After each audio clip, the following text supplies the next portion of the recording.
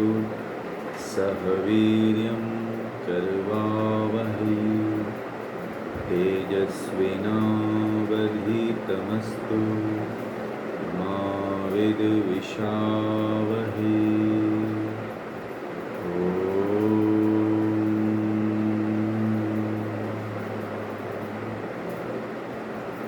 नमस्ते सभी को, नमस्ते।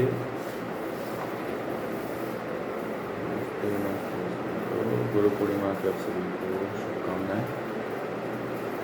तो देखिए,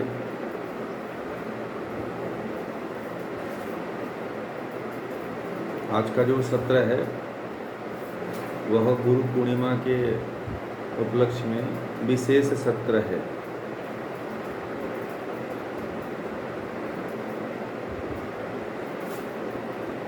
गुरु पूर्णिमा कब से मनाई जाती है? कहा जाता है कि एक ऋषि हुए,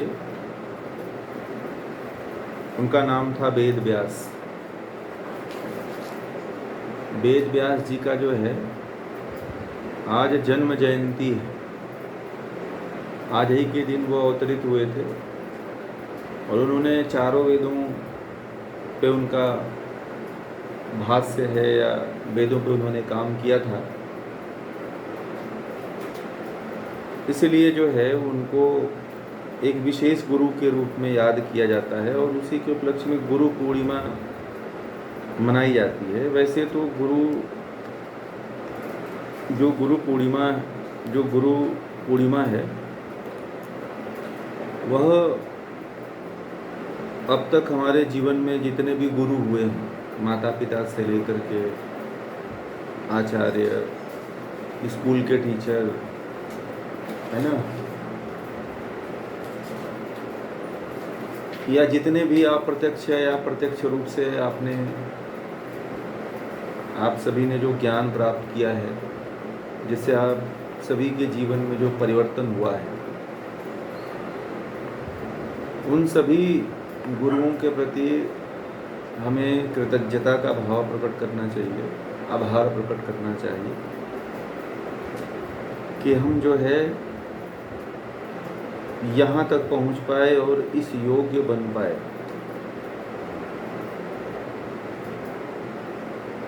गुरु पूर्णिमा जो है, देखिए, अब हम जो बार बार हम जो कहते हैं कि हमारा गुरु कौन है, श एष पूर्वेशामपि गुरु काले नान वक्षेदात। वह ईश्वर हमारा गुरु है। कौन गुरु है? ईश्वर हमारा गुरु है, क्योंकि वह जितने भी पूर्व काल में गुरु हुए हैं, उन सभी ऋषि मुनि आचार्यों का वह क्या है? वही जो है क्या है? वही गुरु है। ठीक है, वही जो है क्या है? गुरु है। इसलिए जो है हम उसी को जो है गुरु मानते हैं, क्योंकि वह गुरु काल के द्वारा कभी नष्ट नहीं होता है। जो काल के द्वारा नष्ट नहीं होता है उसी को गुरु कहा गया है। गुरु किसको कहा गया है? जो काल के द्वारा कभी नष्ट नहीं होता है उसे ही क्या कहते हैं? उसे ही गुरु कहते हैं। ध्यान रखना आपको। हमें और आपको तो काल क्या करता है? हमें और आपको काल क्या करता है? हमको और आपको काल क्या करता है? अपने काल में और गाल में समा लेता है ना? हमें अपने काल और गाल में समा लेता है, इसलिए वो क्या है? हम गुरु नहीं हैं। जो सबसे बड़ी बात बोल दें आप लोगों को, अग्नि, वायु, आदित्य, अंगिरा, ब्रह्मा जी के बाद महर्षि कपिल और पतंजलि, गौतम, कणाद, बादरायण, जैमिनी, ये तमाम तरह के ऋषि हुए। परंतु इन सभी ऋषियों ने जो है कभी भी जो है इन ऋषियों ने अपनी पूजा नहीं करवाई, अपना कोई मूर्ति नहीं बनवाई, कोई किसी तरह का मंदिर नहीं बनाया। उन्होंने क्या दिया था हमें एक विचार दिया था, हमें ज्ञान दिया था। उन ऋषियों ने हमें क्या दिया? हमें विचार दिया और ज्ञान दिया। आप सोचो कि अग्नि, वायु, आदित्य, अंगिरा सबसे प्रथम ऋषि हुए थे ना। उसके बाद जितने ऋषि हुए, या उनकी कहीं पूजा होती है? आप लोगों ने सुना है कि महर्षि कपिल का कहीं पूजा होता है, महर्षि पतंजलि की कहीं पूजा होती है, हैं? कहीं जो है ब्रह्मा जी की पूजा होती है? कहीं नहीं होती, क्योंकि ये ऋषि थे। ऋषियों ने कभी अपनी पूजा नहीं की, क्योंकि गुरु कौन है? ईश्वर है। ठीक है, हम प्रत्यक्ष रूप में केवल एक गुरु का एक हम माध्यम हो सकते हैं, परंतु वास्तविक माध्यम कौन है? ईश्वर, परमात्मा है। तो मैं आप सभी को ये बातें कहना चाहूँगा, ये सभी बातें आप लोगों को बताना चाहूँगा कि आप सभी इसको जान लें कि हमारा गुरु कौन है, वास्तविक गुरु कौन है, और हमारे केंद्र में कौन रहना चाहिए। ईश्वर, क्योंकि महर्षि पतंजलि कह रहे हैं कि वह ईश्वर ही है गुरु, और कोई गुरु नहीं है, वह ईश्वर गुरु है। क्योंकि वह जितने भी अब तक आप गुरु हुए हैं, उन सब गुरुओं का गुरु कौन है? वही गुरु है। ठीक है, क्योंकि वह काल के द्वारा नष्ट नहीं होता है। जो काल के द्वारा नष्ट हो जाता है वह गुरु, परम गुरु, सदगुरु नहीं है। ठीक है, गुरु हो सकता है जब तक ये जगत है, जीवित गुरु हो सकता है, परंतु परम गुरु नहीं हो सकता है। परम गुरु के अंदर ही केवल यह गुण है, केवल ईश्वर के अंदर ही ये केवल गुण है कि वह कभी नष्ट नहीं होगा। इसलिए उसको गुरु कहा गया है, और गुरु वही है। दूसरी बात, आज आप लोगों ने देखा होगा कि हर आश्रमों में जिन्होंने भी ज्ञान ऋषियों का दिया, कुछ प्रवचन किया, तो उनके अनुयायी और उनके फॉलोअर किसकी पूजा करते हैं? उन्हीं की करते हैं। मरने के बाद उनकी फोटो रख के पूजा करते हैं। ठीक है, तो ये जानते हैं कहाँ से आया? मैं आप लोगों को आज ये भी बता देता हूँ ये कहाँ से आया। ये जो हमारे देश में जो ये मिलावट हुई, वह मिलावट हुई जो है ईसाई और मुस्लिम आतताइयों के द्वारा। क्योंकि उन्होंने जो है सबसे पहले जो है कहा कि जो है ये पैगंबर ईश्वर के दूत हैं, या ईश्वर के द्वारा भेजा हुआ ये फरिश्ता है। ठीक है, तो इस तरह से उनको ही सब लोग मानने लगे, उनको पूजने लगे, और भारत के लोगों ने फिर उनकी नकल करना शुरू कर दिया। नहीं तो आप पीछे का इतिहास आप लोग उठा करके देखो, ये क्या विश्वामित्र जी ने अपनी पूजा करवाई? क्या महर्षि कपिल ने अपनी पूजा कराई? क्या महर्षि पतंजलि ने कहीं आश्रम बना करके अपना फोटो या पूजा करवाया? हमारे देश में कोई भी जितने गुरु हुए हैं, उन्होंने अपनी पूजा कभी नहीं कराई। बात समझ रहे हैं? क्योंकि गुरु कौन है? अगर हम अपनी पूजा कराने लग जाएंगे तो सबसे जो परम गुरु है उसको कौन जानेगा, बताओ? और जो व्यक्ति पूजा कर रहा है वो वहाँ तक पहुँच पाएगा क्या? नहीं पहुँच पाएगा। तो वेदों में ये बात कही गई है, उपनिषदों में बात कही गई है, दर्शनों में कही गई है। हम लोग देखिए, ऋषियों के पथ पे चलने वाले लोग हैं, तो ऋषियों के पथ में चलने वाले लोगों की तरह ही हमारा जीवन होना चाहिए, है ना? हमारा गुरु कौन है? ईश्वर है, परम गुरु वही है। और दूसरी बात जो सबसे महत्वपूर्ण बात है वो ये कि जो आज आप देख रहे हो, हर जगह गुरु पूर्णिमा मनाई जा रही है। हर कोई कहीं ना कहीं गुरु के सम्मान जरूर देना चाहिए। जो जीवित गुरु है उसके प्रति अपनी कृतज्ञता प्रकट करनी चाहिए, या सम्मान देना चाहिए, या कुछ बातें कह देनी चाहिए, परंतु वह गुरु नहीं है वास्तविक। ध्यान रखना आप लोग, परम गुरु कौन है? ईश्वर है, उसको मत छोड़ना। उसके बाद जो आपका जीवित गुरु है उसको स्थान देना, ठीक है? उसके बाद जीवित गुरु को स्थान देना। नहीं तो क्या होता है कि जैसे मैं आपको ज्ञान दे रहा हूँ तो मुझे ही सब कुछ लोग मानने लगते हैं, या जितने भी गुरु हुए हैं, उनके जितने भी चेले हैं, शिष्य हैं, वो क्या करते हैं? उन्हीं को वो अपना सब कुछ मानने लगते हैं। तो उस परम गुरु से वो व्यक्ति मिल पाता है क्या? नहीं मिल पाता है। या जो है ईसाई धर्म में लोग किसको मानते हैं? ईसा मसीह को मानने लगे। क्या वो परमात्मा को जान रहे हैं? इस्लाम में मोहम्मद साहब को लोग मानने लगे। क्या वो ईश्वर तक पहुँचे? नहीं पहुँचे। अल्लाह के पैगंबर हैं, अल्लाह ये ईश्वर का दूत है, ईश्वर के द्वारा भेजा हुआ फरिश्ता है। तो इस तरह की बातें सब तरह की होती हैं, और हमारे देश के लोगों ने भी यही शुरू कर दिया। अभी बाद में जितने भी गुरु हुए और इनके आश्रम खुले, उसमें देखना उन्हीं गुरुओं की पूजा शुरू हो गई कि नहीं हो गई। आज ईश्वर का कोई नाम लेने वाला है? बताइए। तो गुरु कौन है? परम गुरु कौन है? वह ईश्वर है। हम जीवित गुरु हैं। काल से हमारा नाश हो जाएगा।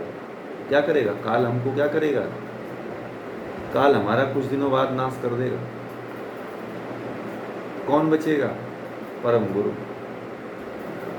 समझ में आ रही बात?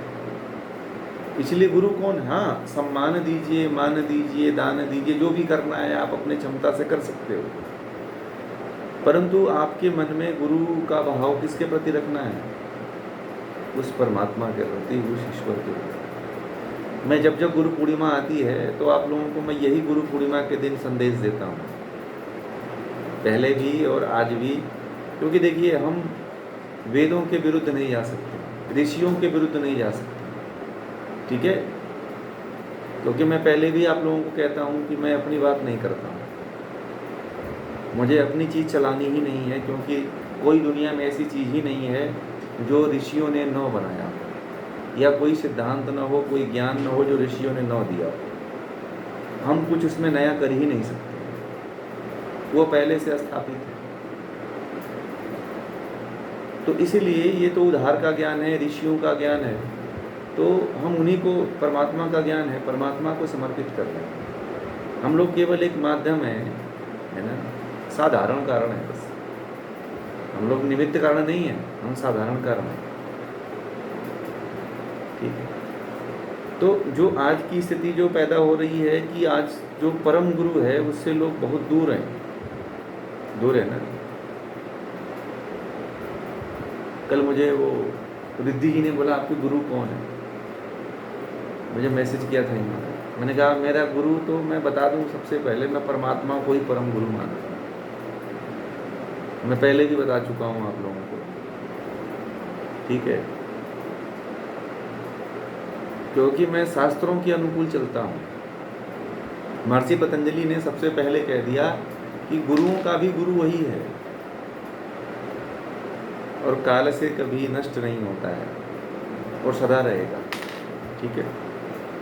वो आपको आपके अंतःकरण में ज्ञान देते। जब सब ध्यान धारणा ध्यान समाधि लगाओगे ना, तो वह ज्ञान आपके भीतर वो गुरु बन करके आपको प्रेरित करने लगता है। बस थोड़ा सा साधना की आवश्यकता होती है। ये मैं आप लोगों को रहस्य बता रहा हूँ। दूसरी चीज़ क्या है कि जो गुरु पूर्णिमा है उसके प्रति हमें कैसा भाव रखना चाहिए। तो हमें क्या लेके, गुरु पूर्णिमा के दिन हमें क्या सीखना चाहिए और हमें अपने जीवन में क्या लेके चलना चाहिए। विचारों को लेके चलना है। क्या लेके चलना है? विचारों को लेके चलना है। गुरु पूर्णिमा का सबसे बड़ा दक्षिणा क्या है?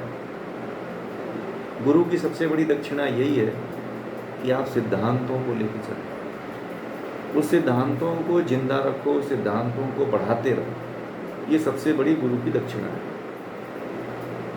बाकी आप अपने स्तर से जो मदद कर सकते हो वो तो उसमें कोई वो नहीं है, जिसकी जैसी क्षमता है अपना व्यक्तिगत स्तर पे। आज बहुत से लोगों ने गुरु दक्षिणा के रूप में ऑनलाइन माध्यम से बहुत दूर दूर से लोगों ने भेंट हमें भेजा है, उसके लिए आप सभी को बहुत बहुत धन्यवाद, है ना। पीनल जी वही क्लास में नहीं, बहुत से लोग जो क्लास में नहीं जुड़ते हैं उन लोगों का भी जो है अनुदान जो है गुरु पूर्णिमा के अवसर पे आया हुआ है। आप सभी को बहुत बहुत धन्यवाद है, और ये आप लोगों की श्रद्धा है, ये आप लोगों की भक्ति है ना। और सभी ने गुरु पूर्णिमा के दिन शुभकामनाएं भी बहुत भेजी है। लगभग अब तक जितने भी लोग हमसे जुड़े थे वो सभी ने लगभग गुरु पूर्णिमा के दिन जो है उपलक्ष्य में शुभकामनाएं भी भेजी है। तो आप सभी को देखिए, मेरा लक्ष्य यही है, मेरा उद्देश्य यही है कि आप जो ऋषियों का सिद्धांत है, ऋषियों का जो ज्ञान है, उस ज्ञान को अपने जीवन में उतार करके और खुद इसको आप अपने आगे लेकर के बढ़ाएंगे और इसको जन सामान्य तक लेकर के पहुंचेंगे। गुरु पूर्णिमा के दिन हमें चार्ज होने का दिन है कि हम इस दिन चार्ज हो जाएं, और चार्ज होकर के जो गुरु का जो हमें ऋषियों का जो हमें ज्ञान मिला हुआ है, इस ज्ञान को अपने जीवन में सबसे पहले आत्मसात करना है, अपने जीवन में उतारना है, और उतारने के बाद हम फिर दूसरे लोगों के कल्याण के लिए सोचना है, क्योंकि अपने कल्याण के प्रति ही बस नहीं सोचना चाहिए, हमें दूसरे का भी कल्याण करना चाहिए। ऋषि परंपरा यही रही है, वैदिक काल की जो परंपरा रही है वो ऐसी ही रही है, इसी तरह की परंपरा रही है। तो गुरु जो है, गुरु क्या है? जो गुरु शब्द है वो दो शब्दों से मिलकर के बना हुआ है, गु और रू। गु का मतलब क्या होता है? बताइए। अंधकार। और रू का मतलब होता है प्रकाश। जो हमें अंधकार से प्रकाश के तरफ लेकर के जाए उसे ही क्या बोलते हैं? गुरु कहते हैं। जो हमें अंधकार से प्रकाश के तरफ लेकर के जाए वही गुरु है। अब बताइए, आप किसको गुरु बना लेते हो? जिसके जीवन में आपका किसी भी प्रकार का अंधकार से प्रकाश के तरफ ले जाने में किसी भी प्रकार का योगदान नहीं है, उसे गुरु बना लेते हो। पत्थर को गुरु बना लेते हो आप। न जाने भीड़ को देख करके आप, बहुमत को देख करके गुरु बना लेते हो आप। जिसके प्रति बहुत ज़्यादा बहुमत होता है, उस भीड़ को देख करके आप गुरु बना लेते हो कि ये हमारे गुरु हैं। तो गुरु का अगर अर्थ आप सभी को पता चल जाए तो गुरु बना पाओगे कि गुरु का मतलब क्या होता है। गुरु का मतलब वो होता है कि जो हमें अंधकार से प्रकाश के तरफ लेकर के जाए, वह गुरु होता है। आचार्य कौन होता है? जो अपने आचरण से आपको, अपने आचरण से आपके भीतर ज्ञान का ज्योति जला करके आपको प्रकाशित कर दे, कि आप स्वयं कहीं भी जाओ तो एक दीपक की तरह जलो। आप लोग दीपक बनना चाहते हो कि ये एलईडी या ट्यूबलाइट बल्ब बनना चाहते हो? बताइए, क्या बनना चाहते हो? दीपक बनना चाहते हो। एलईडी बल्ब क्यों नहीं बनना चाहते? उसका लाइट ज़्यादा है भाई। हाँ? आचार्य का मतलब होता है जो अपने आचरण से, अपने गुण कर्म स्वभाव से किसी को सिखाता है। ज्ञान से, आचरण से, अपने गुणों से, अपने कर्मों से सिखाता है, वो आचरण, वो आचार्य है। और गुरु का मतलब होता है जो आपको ज्ञान दे करके अंधकार से प्रकाश के तरफ लेकर के जाता है, वो गुरु है। मैंने पूछा, आप दीपक बनना चाहते हो या एलईडी ट्यूबलाइट बल्ब बनना चाहते हो? हाँ, क्यों दीपक बनना चाहेंगे? बता सकते हैं? हाँ, हमारे बहुत बढ़िया ऋषि परंपरा यही कहती है कि अगर दीपक जलाएंगे तो एक दीपक से हम लाखों दीपक जला सकते हैं, परंतु एक ट्यूबलाइट से, एक एलईडी बल्ब से दूसरा एलईडी बल्ब जला पाएंगे क्या? नहीं जला पाएंगे। इसलिए आज के समय के लोग, आपको वहाँ नहीं जाना है, वो दूसरे परिप्रेक्ष्य में है, वो दूसरे परिप्रेक्ष्य में है। हाँ, दूसरे परिप्रेक्ष्य में है वो कि देखो, ये ऋषि परंपरा यही है कि दिए से दिए जलाओ, दीप से दीप, ये गाना है ना, ज्योत से ज्योत जलाते चले हम, है ना। तो क्या करना है, हमें दिया बनना है कि हम किसी और के भीतर दीपक का, दिया का प्रकाश कर सकें। इसलिए हमें दीपक बनना है और किसी के जीवन के अंधकार को मिटाने के लिए हम भी तत्पर रहें। देखिए, गुरु नहीं बनिए, गुरु बनना बड़ा मुश्किल वाला काम है ना, परंतु एक दिए से दूसरा दिया तो जला ही सकते हैं, इतना तो कर ही सकते हैं, इतना तो क्षमता है, आप प्रकाश तो फैला ही सकते हैं बाप लोग, है ना, कि एक दिए से दूसरा दिया जला सकते हैं, ऐसा बनना है। ऋषि परंपरा यही है, वेद यही कहता है, ऋषि यही कहते हैं, ठीक है। तो अब गुरु का मतलब समझ जाना कि जो हम गुरु बना रहे हैं वो हमें अंधकार से प्रकाश की तरफ ले जा रहा है या प्रकाश के से अंधकार की तरफ ले जा रहा है, ये आपको देखना है, ठीक है। वही गुरु है, भीड़ का हिस्सा नहीं बनना है, बहुत ज़्यादा भीड़ देख करके भीड़ के पीछे नहीं जाना है, चमत्कार को देख करके प्रभावित होने की परंपरा कहाँ से आई है? ये हमारे देश के ऋषियों की नहीं है। बताइए, किसी ऋषि ने अपने दर्शन में, उपनिषद में चमत्कार के बारे में लिखा है क्या? बोलिए आप लोग, नहीं लिखा है। चमत्कार कहाँ से आया? चमत्कार भी जानते हैं कहाँ से आया है? जो अभी 2 नाम लिया मैं बड़ा इस पर डीप अध्ययन किया कि आखिर कब, क्यों चमत्कार और ये चीज़ें कहाँ से शुरू हो गई हमारी संस्कृति में। तो ये वहीं से शुरू हो गया और उन्हीं की देन है कि उनका देख करके हमारे यहाँ भी लोग चमत्कार के पीछे भागने लगे। नहीं तो हमारे ऋषियों के ग्रंथों में, वेदों में, उपनिषदों में, दर्शनों में क्या है? विचार है, तर्क है, प्रमाण है।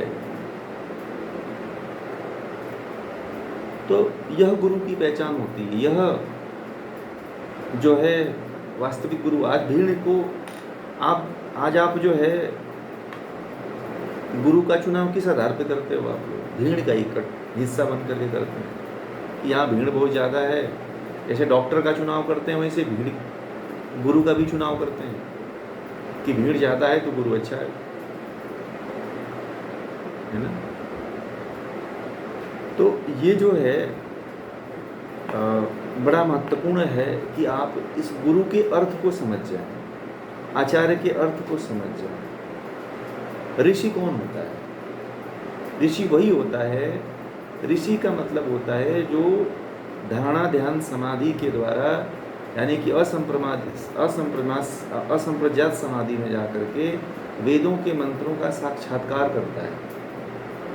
जब कोई ऋषि वेदों के मंत्रों का समाधि में जाकर के साक्षात्कार करता है या ज्ञान का साक्षात्कार करता है समाधि में जाकर के, उसे ही ऋषि कहा जाता है। अब उसमें जो हाई लेवल का होता है उसे महर्षि कह दिया जाता है, उससे भी हाई लेवल का हो जाए देवर्षि कह दिया जाता है, उससे भी हाई लेवल का होता है तो उसे राजर्षि कह दिया जाता है। इस तरह से तरह तरह के नाम हैं। बाकी एक ही कार्य है कि जो क्या होता है, समाधि लगनी चाहिए, बिना समाधि का कुछ नहीं होता है।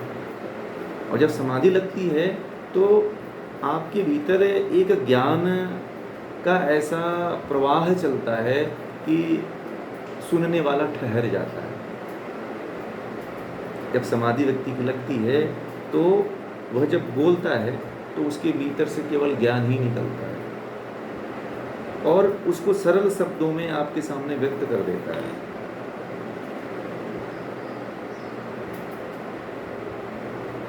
गुरु दिखावा वाला, गुरु जो है ज़्यादा तड़क भड़क वाला, चमत्कारिक नहीं होता है। गुरु साधारण होता है, ज्ञानी होता है। झूठ, छल, कपट, काम, क्रोध, लोभ, मोह, ईर्ष्या, द्वेष, इन सभी से परे होता है।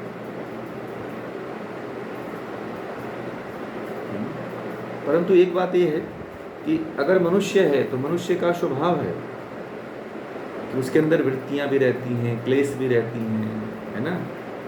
तो मैंने इसीलिए बोला कि सबसे परम गुरु कौन है? ईश्वर है।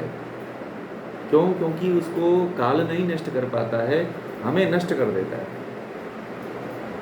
हम यदि जीवित गुरु हैं यहाँ पे तो हम नष्ट हो जाएंगे, बहुत चलेंगे, 10 साल, 15 साल, 20 साल चलेंगे, हम नष्ट हो जाएंगे, है ना।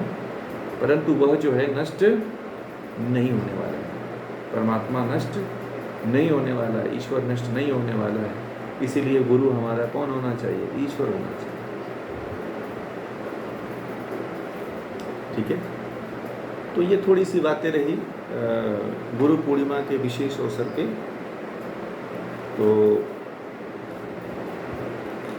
अब आप लोग जो है कुछ गुरु पूर्णिमा के अवसर पे कुछ व्यक्त करना चाहते हैं, एक एक 2-2 मिनट में, तो आप व्यक्त कर सकते हैं, है ना। क्योंकि आज आप सभी को अपनी भावनाओं को व्यक्त करने का अवसर है।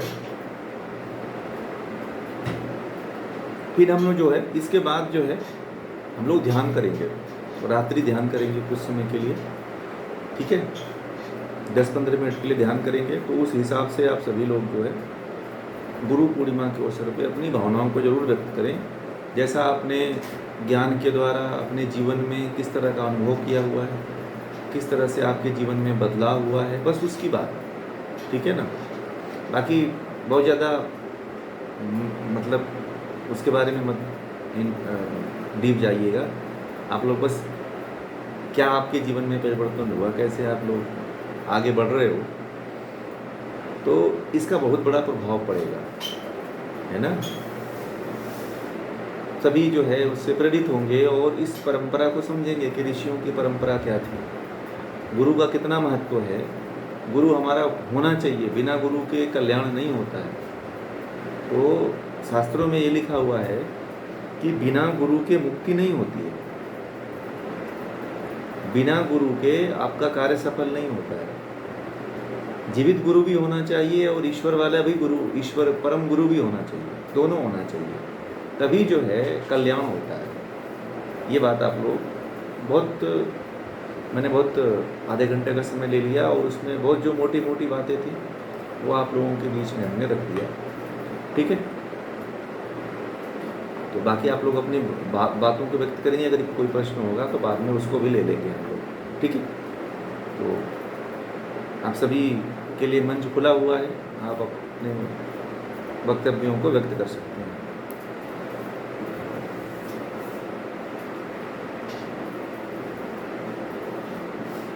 आप लोग थोड़ा जल्दी जल्दी बोलेंगे तो सही रहेगा।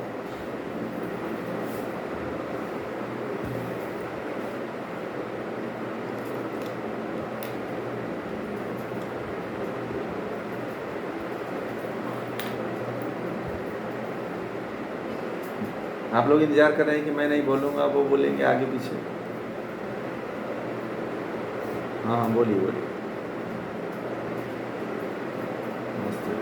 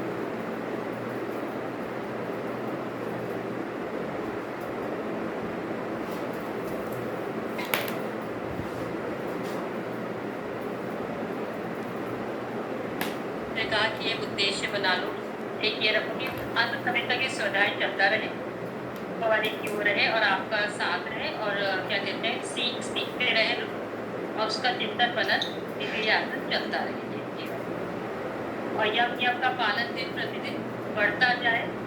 अब यह है कि अभ्यास साधना में कितना है उसमें बढ़ाना है, और वैसे जैसे स्टेप बाय स्टेप है चल रहा है। तो यम नियम आसन प्राणायाम ये मतलब ध्यान में बहुत तीव्र गति से नहीं है पर चल रहा है। तो ये है कि मतलब उद्देश्य पता है और अब रास्ता भी पता है। बहुत बढ़िया, धन्यवाद। देखिए आचार्य जी जी बोलिए। आचार्य जी प्रणाम। राम राम। आज के इस पावन पर्व की सभी साथियों को शुभकामनाएं, बधाई, और आचार्य जी आपको भी प्रणाम। आज के दक्षिणा पावन पर्व की, और मैं तो आचार्य जी कहता हूँ कि कृपा बहुत धन्यवाद है। मैं आप जैसे लोग हैं और उसी की वजह से आज हम इस चल पा रहे हैं।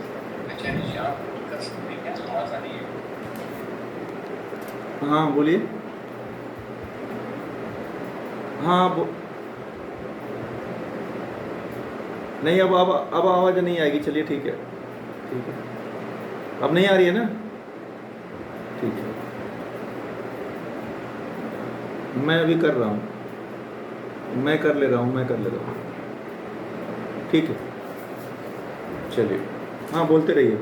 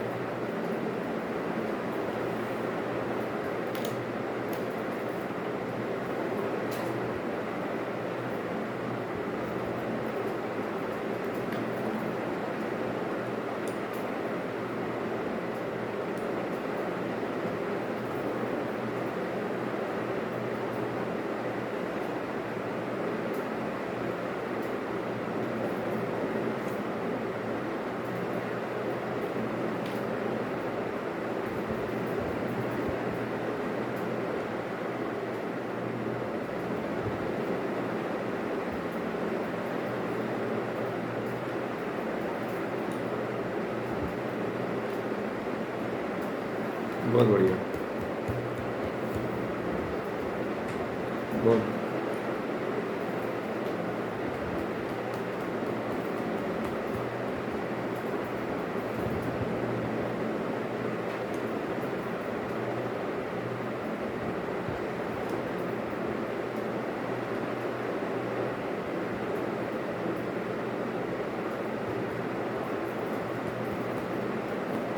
बहुत बढ़िया, बहुत अच्छा। ठीक है जी, बहुत बढ़िया। नमस्ते जी।